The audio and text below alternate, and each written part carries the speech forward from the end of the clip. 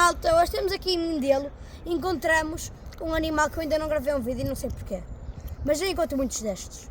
Conhecem o arrado focinho pontiagudo, também conhecido como sapinho sarapintado, ou sapo sarapintado. Estes animais não são na verdade sapos e não rãs. Eu adoro as unhas que eles têm, ou tubérculos. Este aqui é um macho, dá para perceber porque eles têm os braços muito musculosos.